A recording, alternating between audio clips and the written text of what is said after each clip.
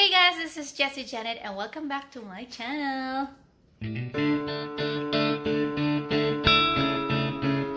Yun guys, today mag-unbox tayo ng Farberware brand na toaster. At i-compare natin siya sa dati ko rin na Toastmaster. At yeah, ipapakita ko sa inyo guys. So, hang on!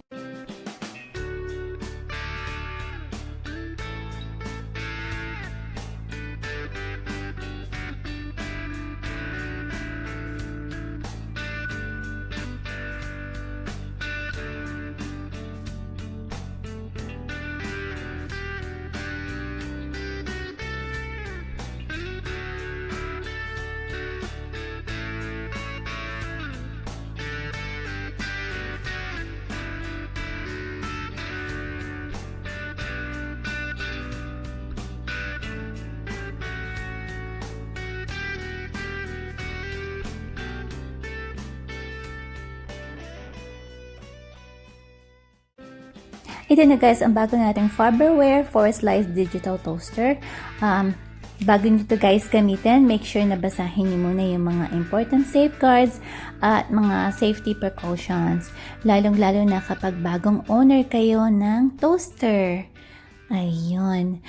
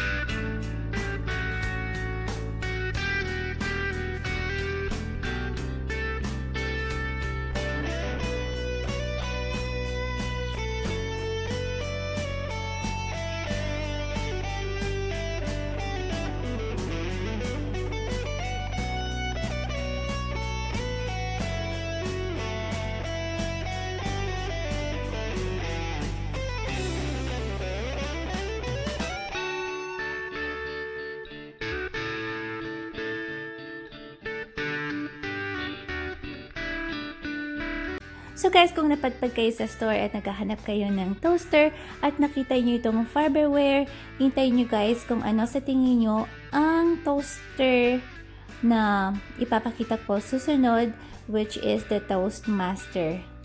Okay. Pero bago yun guys, ipapakita ko muna sa inyo kung paanong nagpa-function itong Farberware brand na toaster.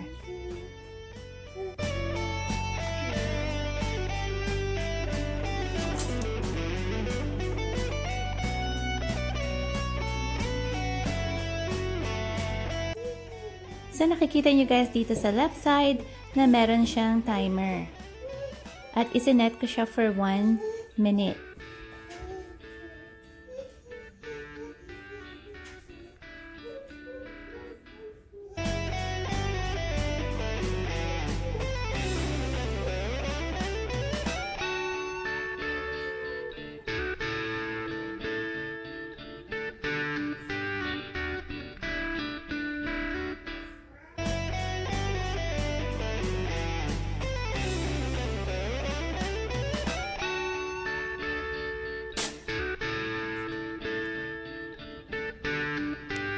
So guys, tapos na yung 1 minute. Hindi siya guys nag-beep or anything. Hindi siya nag-create ng kahit anong sound para mag-indicate na tapos na ang iyong tinotosta. Ayun. At isa pa guys, so napansin ko, kahit i-press ko yung cancel, dahil tapos na akong gumamit or tapos na akong mag-toasta, yung LED lights naka-turn on pa rin. So, meaning, kailangan mong i-unplug muna from the outlet bago mamatay yung LED lights. So, I don't know kung ano guys, kung gusto nyo bang naka-iwan na naka-turn on yung mga LED lights. Ako prefer kung naka-turn off siya. So, ito naman guys, yung luma kong toaster na Toastmaster. So, tingnan natin kung paano siya mag-function, okay?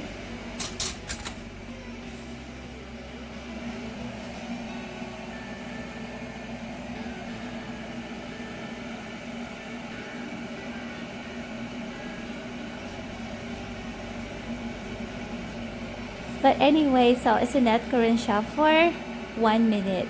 And, ayun siya. Yung kabila na yan para dito sa kabila. But we're not using it.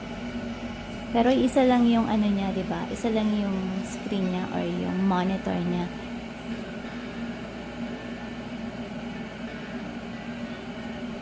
At ito guys, yung countdown niya, nakikita nyo, nakikita niyo yung number as it counts down. So, 25, 24, 23, yan.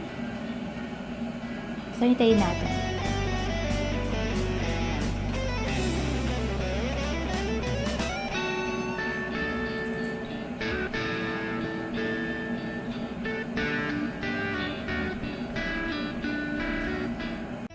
Yan siya. Naririnig nyo na nagbibip siya, nagsisignal siya na matatapos na siya.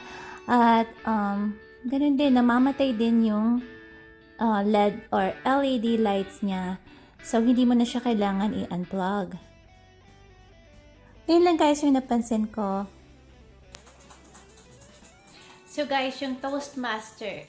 Yung Toastmaster brand namin na toaster ay nagsilbi sa amin sa loob ng 3 taon at mahigit. So guys, kung akong tatanungin, mas prefer ko pa rin ang Toastmaster brand dahil naglalast siya ng matagal, maganda ang function, maganda ang style, at mas convenient siyang gamitin. Ayun.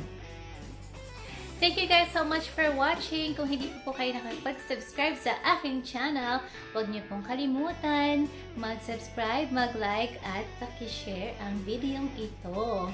Ayun. Thank you po. Thank you so much. Bye po.